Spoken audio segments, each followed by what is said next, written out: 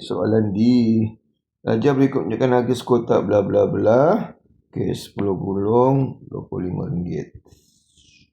Lashmi perlu bayar 100 untuk beli gulung. Buktikan.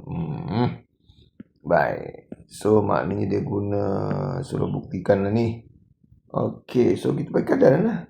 10 gulung sama dengan RM25. Adakah betul kalau sini 40 gulung, dia kena bayar 100? Dia suruh buktikan. Okey, sama juga menggunakan dua kaedah unitari atau kadaran. So, apa kadaran? Jawab aku dulu. Okey, apa yang dimasukkan unitari? Okey, jadi 10 gulung sama dengan 25. So, saya cari satu gelong dulu. So, macam mana 10 boleh jadi 1? Iaitu bagikan dengan 10. Sebelah pun kita berikan 10. Maknanya dapat RM2.50. Satu gelong ni bermaksud RM2.50. Soalannya dibeli 40 gulung. Okey, jadi adakah betul? Jawapannya 100. Ada 100.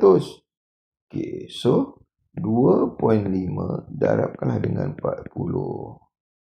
Gila cikgu susah. Sabar.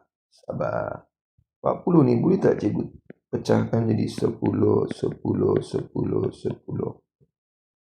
Boleh kan? So, apa maksud kali 10? Kali 10 tu maksud nilai yang asal akan bertambah satu nilai ke depan yang makin besar. Jadi ni sah bertambah selepas sah 10. So, jawapannya 25 lah. Kerana sini pun 10, 10, 25, 25, 25. So, tambah-tambah apa semua. Okey, betul 100. Dah betul lah tu. So, itulah buktinya. Tapi itu sudah guna unitari. Siapa yang guna dekat perkadaran, dia tengok macam mana 100 ni boleh jadi 25. Ataupun 25 ni macam mana jadi 100. So, 25 jadi 100, dia kali 4. 100 bagi berapa dapat 25? Bagi 4. Jadi, kalau dia nak ke bawah, kena operasi darab. So, 10 darab 4. Betul ke 40? Betul? Selesai lah. Okey? Okey, dah itu saja.